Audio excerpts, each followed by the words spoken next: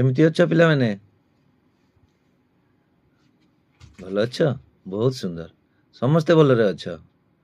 ଠିକ୍ ଅଛି। ଆଜି ଆମେ ବିଜ୍ଞାନ ପାଠର ଆଲୋଚନା କରିବା ପୂର୍ବରୁ କିଛି ସାଧାରଣ କଥା ଆଲୋଚନା କରିବା। ସାଧାରଣ କଥା କହିଲେ ଆମ ଦୈନନ୍ଦିନ ଜୀବନ ସମ୍ବନ୍ଧିତ କଥା, ଆମ ଘର ସମ୍ବନ୍ଧିତ କଥା। ତେବେ ତା ପୂର୍ବରୁ ଆଗ ଗୋଟେ ଭିଡ଼ିଓଟେ ଦେଖିବା। ସମସ୍ତେ ଦେଖିବ ତ? ଭିଡ଼ିଓ ସମସ୍ତେ ଦେଖିବ? ହଉ, ଭିଡ଼ିଓଟିକୁ ଠିକ୍ ଭାବେ ନିରୀକ୍ଷଣ କରିବ। ଭିଡ଼ିଓ ଶେଷରେ ଆମେ କଥା ହେବା।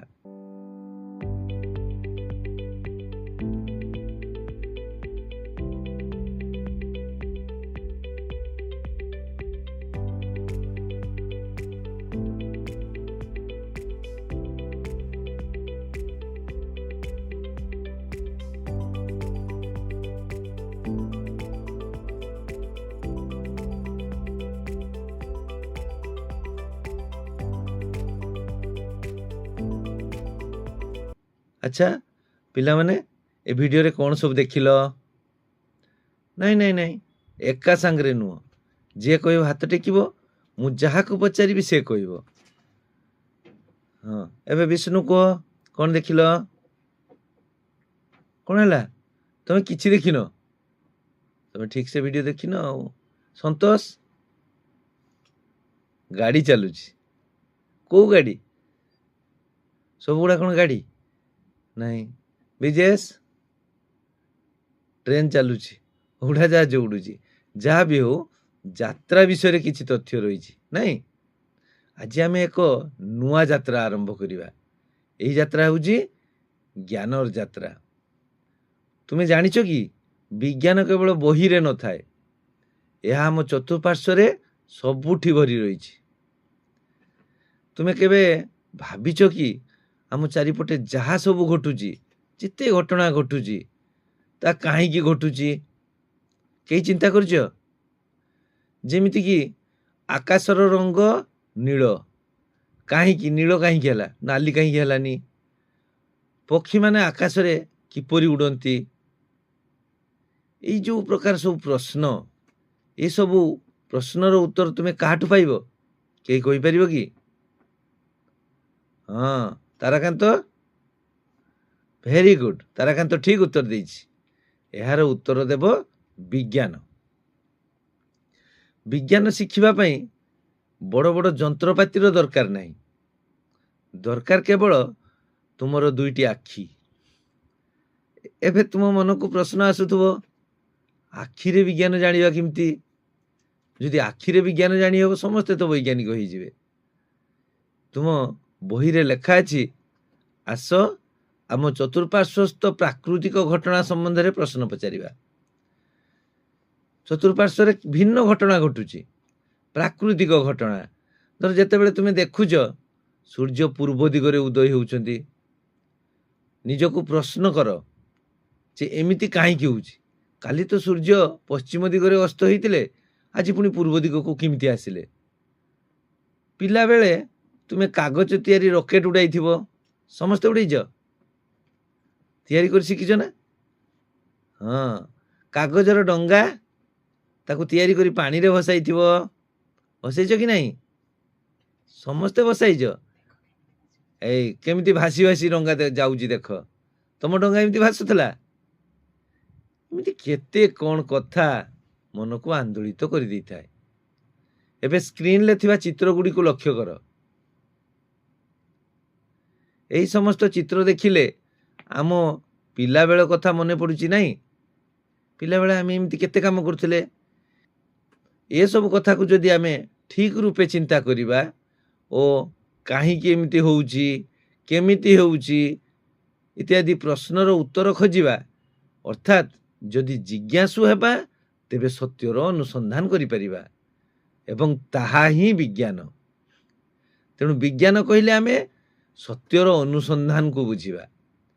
ଏଣୁ ତୁମ ମନରେ ଆସୁଥିବା ଅସୁମାରୀ ପ୍ରଶ୍ନର ଉତ୍ତର ଖୋଜିବାକୁ ଚେଷ୍ଟା କର। କାହିଁକି ହେଉଛି, କେତେବେଳେ ହେଉଛି, କେମିତି ହେଉଛି? ତେଣୁ ଏସବୁ ଆଜିଠାରୁ ମନ ଖୋଲି ପ୍ରଶ୍ନ ପଚାରିବା ଶିଖ। ଏବେ ଏହି ଚିତ୍ରଟିକୁ ଦେଖ। ଏଠାରେ ପିଲାମାନେ କ'ଣ କରୁଛନ୍ତି? ହଁ, ସେମାନେ କାଗଜରେ ତିଆରି ରକେଟକୁ ଉଡ଼ଉଛନ୍ତି। ତୁମେ ବି ପିଲାବେଳେ ଏମିତି ଖେଳିଛ ନା ନାହିଁ? କିନ୍ତୁ ପିଲାମାନେ, ଏହା କେବଳ ଏକ ଖେଳ ନୁହେଁ। ମଣିଷ ଯେତେବେଳେ ପ୍ରଥମେ ପକ୍ଷୀକୁ ଆକାଶରେ ଉଡ଼ୁଥିବାର ଦେଖିଲା, ସେ ଭାବିଲା ଯଦି ପକ୍ଷୀ ଉଡ଼ି ପାରୁଛି ତେବେ ମୁଁ କାହିଁକି ଉଡ଼ି ପାରିବିନି? ସେହି ଜିଜ୍ଞାସାରୁ ଜନ୍ମ ନେଲା ଆଜିର ଏଇ ଉଡ଼ାଜାହାଜ। ତୁମ ବହିରେ ଏକ ସୁନ୍ଦର ଧାଡ଼ି ଲେଖା ଅଛି, ସରଳ ଖେଳ ମଧ୍ୟ କାଗଜ ଉଡ଼ାଜାହାଜ ଭଳି ବୈଜ୍ଞାନିକ ଅନୁସନ୍ଧାନର ପ୍ରେରଣା ଯୋଗାଇଥାଏ। ଏହାର ଅର୍ଥ ହେଲା, ବୈଜ୍ଞାନିକ ମାନେ ମଧ୍ୟ ଛୋଟ ପିଲାଙ୍କ ଭଳି ଚିନ୍ତା କରନ୍ତି। ତମେ ଯେମିତି ଚିନ୍ତା କରୁଛ ସୂର୍ଯ୍ୟ କିଭଳି ପୂର୍ବ ଦିଗରେ ଉଦୟ ହେଲା, କାହିଁକି ହେଲା, ଠିକ୍ ସେମିତି ବୈଜ୍ଞାନିକ ମାନେ ମଧ୍ୟ ପିଲାଙ୍କ ଭଳି ଭିନ୍ନ କଥା ଚିନ୍ତା କରନ୍ତି। ବହିରେ ଆହୁରି ମଧ୍ୟ ଲେଖା ଅଛି, ବିଜ୍ଞାନ ଆମକୁ ମାର୍ଗଦର୍ଶକ ଭାବରେ ନେଇଥାଏ। କାହାର ମାର୍ଗଦର୍ଶକ? ଛୋଟରୁ ବଡ଼ ଆଡ଼କୁ। ଏହାର ଅର୍ଥ କ'ଣ? ଗୋଟେ ଉଦାହରଣ ଦେଲେ ତମେ ବୁଝିଯିବ। ଆସ ଉଦାହରଣଟିଏ ଶୁଣିବା। ବିଜ୍ଞାନ ପରମାଣୁ ଠାରୁ ସୂର୍ଯ୍ୟ ପର୍ଯ୍ୟନ୍ତ ସବୁଠାରୁ ଛୋଟ ଜିନିଷ, ଯାହା ଆମ ଆଖିକୁ ଦେଖାଯାଏ ନାହିଁ, ସେ ବିଷୟରେ କହେ ଏବଂ ଆକାଶର ସବୁଠାରୁ ବଡ଼ ସୂର୍ଯ୍ୟଙ୍କ ବିଷୟରେ ମଧ୍ୟ କହିଥାଏ। ଆଉ ଏକ ଉଦାହରଣ ଶୁଣିବା। ବିଜ୍ଞାନ କୋଷରୁ ନୀଳତିମି ପର୍ଯ୍ୟନ୍ତ, ଅର୍ଥାତ୍ ଆମ ଶରୀରରେ ଥିବା ଅସଂଖ୍ୟ ଛୋଟ ଛୋଟ କୋଷ ହେଉ କିମ୍ବା ସମୁଦ୍ରର ବିରାଟ ତିମି ମାଛ, ସବୁ କିଛି ବିଜ୍ଞାନ ଭିତରେ ଆସେ। ଏଣୁ ବିଜ୍ଞାନ ଏକ ବିଷୟ ନୁହେଁ, ଏହା ଦେଖିବାର ଏକ ତରିକା।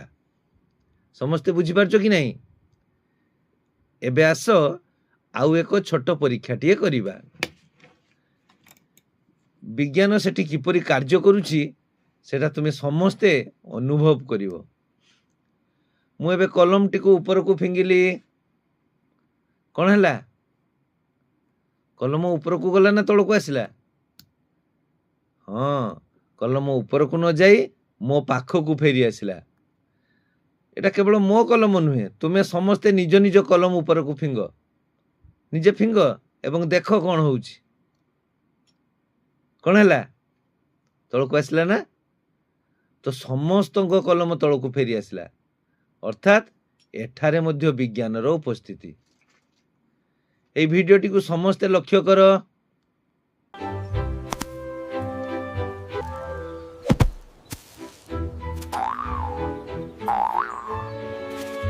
ଭିଡିଓଟି କାହା ଉପରେ ଥିଲା? ନା ଗଛରୁ ଫଳ ପଡ଼ିବାର ଭିଡିଓ। ଆଚ୍ଛା, এই ଭିଡିଓଟାରେ କ'ଣ ହେଲା ନା ଜଣେ ଲୋକ ଗୋଟେ ଫଳ ବଗିଚାରେ ଗୋଟେ ଫଳ ଗଛ ତଳେ ବସି ବହି ପଢ଼ୁଥିଲେ। ବହି ପଢ଼ୁଥିବା ସମୟରେ ହଠାତ୍ ଗଛରୁ ଗୋଟେ ଫଳ ତାଙ୍କ ମୁଣ୍ଡ ଉପରେ ଖସିଲା। ସେ ଦେଖିଲେ ଫଳଟା ତଳେ ପଡ଼ିଛି। ପୁଣି ଗଛକୁ ଅନେଇକି ଦେଖିଲେ ଗଛରେ ବହୁତ ଫଳ ହେଇଛି। ଫଳଟା କାହିଁକି ମୁଣ୍ଡ ଉପରକୁ ଆସିଲା? ସେ ଗଲେ ପଡ଼ିଥିବା ଫଳଟାକୁ ହାତରେ ଆଣିଲେ, ତାକୁ ଉପରକୁ ଆଉ ଥରେ ଫିଙ୍ଗିଦେଲେ, ପଳେଇ ଆସିଲା ତଳକୁ। ଏବଂ ଫଳ ପଡ଼ିବା ଦେଖି ସେ ବହୁତ ଚିନ୍ତା କଲେ ଯେ ଗଛରୁ ଫଳ ଉପରକୁ ନ ଯାଇ ତଳକୁ କାହିଁକି ଆସିଲା। ସେଇ ଚିନ୍ତା ତାଙ୍କୁ ରାତିରେ ଶୁଏଇ ଦେଲା ନାହିଁ। ସିଏ ବହୁତ ଚିନ୍ତା କଲେ ଫଳ ଗଛରୁ ତଳକୁ ଖସିବାର କାରଣ କ'ଣ, ଏବଂ ସେଇ କଥା ଆମ ଆଖିରେ ଏକ ସାଧାରଣ ଘଟଣା, ବହୁ ଲୋକ ଦେଖୁଥିଲେ ଗଛରୁ ଫଳ ପଡ଼ୁଛି, ମାତ୍ର ସେ ବୈଜ୍ଞାନିକ ଜଣଙ୍କ ପାଇଁ ଏହା ଥିଲା ଅସାଧାରଣ। ତୁମେ ଜାଣିଛ ବୈଜ୍ଞାନିକ ନ୍ୟୁଟନଙ୍କ ନାଁ ଶୁଣିଛ? ଜାଣିଛ ତାଙ୍କ ପୁରା ନାଁ କ'ଣ କିଏ କହିବ? ହଁ, ମମତା ଠିକ୍ କହିଛି, ସାର୍ ଆଇଜାକ୍ ନ୍ୟୁଟନ, ଯିଏକି ଏହି ପ୍ରକାରର ଗୋଟେ ପରୀକ୍ଷା କରି ଆଜି ବିଶ୍ୱବିଖ୍ୟାତ ହେଇପାରିଛନ୍ତି। କାହିଁକି ଫଳ ଗଛରୁ ତଳକୁ ଆସିଲା, ଉପରକୁ ଗଲା ନାହିଁ? ସେହି ପ୍ରଶ୍ନଟି ତାଙ୍କୁ ମାଧ୍ୟାକର୍ଷଣ ଶକ୍ତିର ଉଦ୍ଭାବନ କରିବାରେ ସଫଳତା ଆଣି ଦେଇଥିଲା। ଅର୍ଥାତ୍ ପୃଥିବୀର ମାଧ୍ୟାକର୍ଷଣ ବଳ ସମସ୍ତ ଜିନିଷକୁ ନିଜ ଆଡ଼କୁ ଆକର୍ଷଣ କରି ନେଇଥାଏ। ତୁମେ ସମସ୍ତେ ଏଥିରେ ଏକମତ ନା? ଓ ସବୁ ଜିନିଷ ଆସେନି, କ'ଣ ହୁଏ? ଓ ବେଲୁନ ଉପକୁ ପଳେଇ ଯାଏ, ନାଇଁ? କାହା ବେଲୁନ ଉପକୁ ଯାଇଥିଲା? ତାରାକାନ୍ତର ବେଲୁନ ଉପକୁ ଗଲା କେବେ? ଓ ମେଳା ବୁଲି ଯାଇଥିଲ। ହଉ, ସେଟା କାହିଁକି ଉପରକୁ ଗଲା ଆମେ ପର କ୍ଲାସରେ ଆଲୋଚନା କରିବା। ଆଜି ଖାଲି ଏତିକି ମନେ ରଖ, ପୃଥିବୀର ମାଧ୍ୟାକର୍ଷଣ ବଳ ସମସ୍ତ ଜିନିଷକୁ ତା ନିଜ ଆଡ଼କୁ ଟାଣି ଆଣିଥାଏ। ତ ଆଜିର ପାଠରୁ ଆମେ କ'ଣ ଶିଖିଲେ? ଏକ, ବିଜ୍ଞାନ ମାନେ କେବଳ ବହି ପଢ଼ିବା ନୁହେଁ, ପ୍ରଶ୍ନ ପଚାରିବା, ପର୍ଯ୍ୟବେକ୍ଷଣ କରିବା, ନୂତନ ଚିନ୍ତନ କରିବା ଇତ୍ୟାଦି। 2, ଜିଜ୍ଞାସା ହେଉଛି ବିଜ୍ଞାନର ଚାବିକାଠି। ଯେତେ ଆମେ ଇଚ୍ଛା ରଖିବା ଜାଣିବା ପାଇଁ ନୂଆ ନୂଆ କଥା, ସେତେ ନୂଆ ନୂଆ ତଥ୍ୟ ଆମେ ଆବିଷ୍କାର କରିପାରିବା। ତ ଜିଜ୍ଞାସା ବିଜ୍ଞାନର ଚାବିକାଠି। 3, ଆମ ଚତୁଃପାର୍ଶ୍ୱରେ ଥିବା ପ୍ରକୃତି ହେଉଛି ଆମର ସବୁଠୁ ବଡ଼ ଶିକ୍ଷକ। ଏଇ କଥା ଆଜି ଆମେ ଆଲୋଚନା କଲେ। ଆଜି ଆଉ ଆଲୋଚନା ଆଗକୁ ନବା ନାହିଁ, ଏବେ ଗୋଟେ ସୁନ୍ଦର ଖେଳ ଖେଳିବା। ସମସ୍ତେ ଖେଳିବା ତ, ନା କିଏ ଖେଳିବ ନାହିଁ? ହାତ ଟେକ। ସମସ୍ତେ ଖେଳିବ, ବହୁତ ବଢ଼ିଆ। ହଉ, ଠିକ୍ ଅଛି, ଏବେ ଖେଳଟି ଦେଖିବା। କିନ୍ତୁ ଖେଳ ଦେଖିବ ଯେ ତୁମେ ତୁମର ମତାମତ ମଧ୍ୟ ଦେବ। ଖାଲି ଖେଳ ଦେଖିଲେ ହବ ନାହିଁ, ଆମକୁ ଆମର ମତାମତ ଦେବା ପାଇଁ ପଡ଼ିବ। ତ ଖେଳ ଆରମ୍ଭ। ପ୍ରଶ୍ନ ନମ୍ବର 1, ଜିଜ୍ଞାସା ଶବ୍ଦର ଅର୍ଥ କ'ଣ? ଏ, ବୁଲିବାର ଇଚ୍ଛା। ବି, ଖେଳିବାର ଇଚ୍ଛା। ସି, ଶୋଇବାର ଇଚ୍ଛା। ଡି, ଜାଣିବାର ଇଚ୍ଛା। କିଏ କହିବ? ଯିଏ ଜାଣିଛ ହାତ ଟେକିବ। କୋଉ ଇଚ୍ଛାଟା ଠିକ୍? ହଁ, ମୁଁ ଯାହାକୁ ପଚାରିବି, ନାହିଁ ତମ ଭିତରେ କଥା ନାହିଁ, ତାହେଲେ ଜାଣିବାର ଇଚ୍ଛା। Very good. ଏବେ ଦେଖ, ଠିକ୍ ଉତ୍ତର ଜାଣିବାର ଇଚ୍ଛା। ବହୁତ ବଢ଼ିଆ। ଏବେ ପ୍ରଶ୍ନ ନମ୍ବର 2, ବିଜ୍ଞାନ ଅନୁସାରେ ଆମେ କେଉଁଠାରୁ କେଉଁ ପର୍ଯ୍ୟନ୍ତ ଅଧ୍ୟୟନ କରୁ? ଏ, କେବଳ ଜୀବଜନ୍ତୁଙ୍କ ବିଷୟରେ। ବି, କେବଳ ପୃଥିବୀ ବିଷୟରେ। ସି, କେବଳ ମଣିଷ ବିଷୟରେ। ଡି, ପରମାଣୁ ଠାରୁ ସୂର୍ଯ୍ୟ ପର୍ଯ୍ୟନ୍ତ। ଏବେ କୁହ, ଅନ୍ୟମାନଙ୍କର କ'ଣ ହେଲା? ହଁ, ମମତା? ଦେଖିବା, ଠିକ୍ ଉତ୍ତର ପରମାଣୁ ଠାରୁ ସୂର୍ଯ୍ୟ ପର୍ଯ୍ୟନ୍ତ। Very good. ଏବେ 3 ନମ୍ବର ପ୍ରଶ୍ନ, କାଗଜ ଉଡ଼ାଜାହାଜ ଉଡ଼ାଇବା ଖେଳରୁ ଆମେ କେଉଁ ବିଜ୍ଞାନ ବିଷୟରେ ଜାଣିପାରିବା? ଏ, ରସାୟନ ବିଜ୍ଞାନ। ବି, ଜଳ ବିଜ୍ଞାନ। ସି, ବାୟୁଗତି ବିଜ୍ଞାନ। ଡି, ଜୀବ ବିଜ୍ଞାନ। ସନ୍ତୋଷ କୁହ। ବାୟୁଗତି ବିଜ୍ଞାନ। ଦେଖିବା କୋଉଠି ଠିକ୍ ଉତ୍ତର। ୟେସ୍, ବାୟୁଗତି ବିଜ୍ଞାନ। ବହୁତ ସୁନ୍ଦର। ଖେଳଟା ଭଲ ଲାଗୁଛି ନା ନାହିଁ? ହଁ। ଏବେ ନେକ୍ସଟ କ୍ୱେଶ୍ଚେନ୍, 4 ନମ୍ବର ପ୍ରଶ୍ନ, ବୈଜ୍ଞାନିକ ପଦ୍ଧତିର ପ୍ରଥମ ସୋପାନ କ'ଣ? ଏ, ପର୍ଯ୍ୟବେକ୍ଷଣ ଓ ପ୍ରଶ୍ନ ପଚାରିବା। ବି, ବହି ଘୋଷିବା। ସି, ଉତ୍ତର ଲେଖିବା। ଡି, ସିଦ୍ଧାନ୍ତ ନେବା। ଠିକ୍ ଉତ୍ତର କିଏ କହିବ? ଜଗନ କୁହ। ଏ, ପର୍ଯ୍ୟବେକ୍ଷଣ ଓ ପ୍ରଶ୍ନ ପଚାରିବା। ଦେଖିବା ଠିକ୍ ଉତ୍ତର। ଭେରି ଗୁଡ୍, ପର୍ଯ୍ୟବେକ୍ଷଣ ଓ ପ୍ରଶ୍ନ ପଚାରିବା ଠିକ୍ ଉତ୍ତର। ନେକ୍ସଟ କ୍ୱେଶ୍ଚେନ୍, ଆଲୋକ ସବୁବେଳେ କିପରି ଗତି କରେ? Option A, ଗୋଲାକାରରେ। ଅପସନ୍ ବି, ଉପରୁ ତଳକୁ। ଅପସନ୍ ସି, ବଙ୍କା ରାସ୍ତାରେ। ଅପସନ୍ ଡି, ସରଳ ରେଖାରେ। କିଏ କହିବ? ପଙ୍କଜିନୀ କୁହ, ବଡ଼ ପାଟିରେ କୁହ। ସରଳ ରେଖାରେ। ଠିକ୍ ଉତ୍ତର। ଦେଖ, ଆଲୋକ ସବୁବେଳେ ସରଳ ରେଖାରେ ଗତି କରେ। ନେକ୍ସଟ କ୍ୱେଶ୍ଚେନ୍, 6 ନମ୍ବର ପ୍ରଶ୍ନ, କ'ଣ ହେଲା? ନିଜ ଭିତରେ କାହିଁ କଥା ହଉଛ? प्रश्न नंबर 6 न्यूटन गछरु सेव पड़िबार देखि केउ शक्ति विषय रे जानि पारिले? ऑप्शन ए सौर शक्ति, ऑप्शन बी विद्युत शक्ति, ऑप्शन सी चुंबकीय शक्ति, ऑप्शन डी माध्याकर्षण शक्ति। और समस्ते उत्तर दब मन दे शुणी जाओ माध्याकर्षण शक्ति। देखिबा ठीक उत्तर माध्याकर्षण शक्ति। वीडियोटा देखिलो बोली समस्तकर मन रहिला नहीं। आसीबा नेक्स्ट खेल 7 नंबर प्रश्न दिन और राति हेबार मुख्य कारण कौन? ऑप्शन ए चंद्र बुलुची, ऑप्शन बी मेघ घोड़ाइबा, ऑप्शन सी सूर्य बुलुची, ऑप्शन डी पृथ्वीर आवर्तन। देखिबा कौन है अन्य माने कह अंकिता कह सूर्य बुलुची ठीक उत्तर है विष्णु पृथ्वीर आवर्तन। देखिबा कोउटा ठीक उत्तर यस विष्णु इज राइट पृथ्वीर आवर्तन जोगु एभली हेई पारुची। देखिबा नेक्स्ट 8 नंबर प्रश्न विज्ञान हमकु काहाठारु दूरे रखे?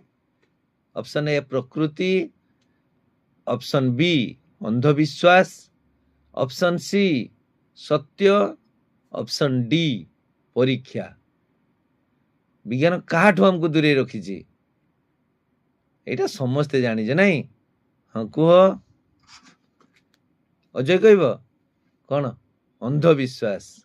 वेरी गुड ठीक उत्तर अंधविश्वास। विज्ञान हमको अंधविश्वास टू दूरे दीची।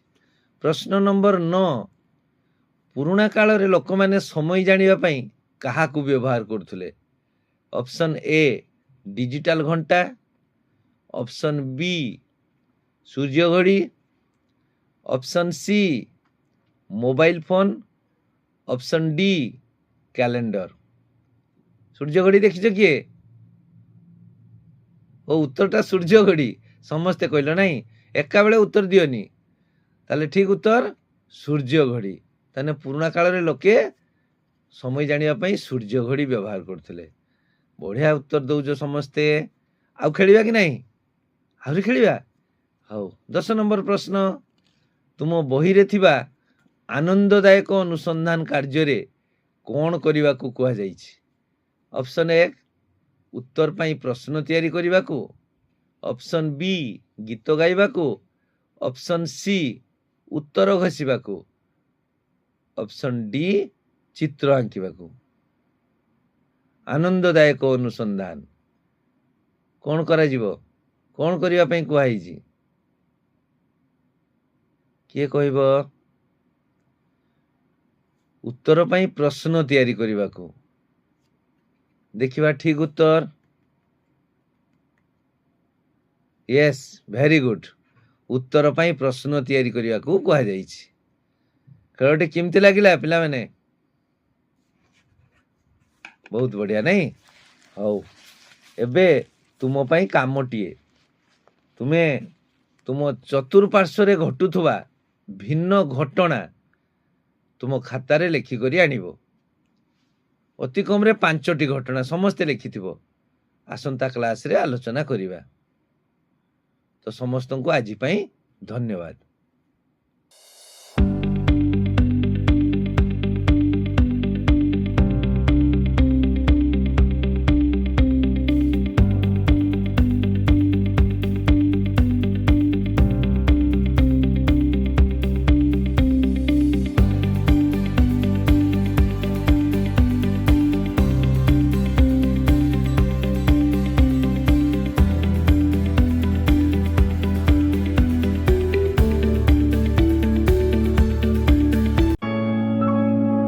खुशी रे शिखिबा समस्तंकर अधिकार।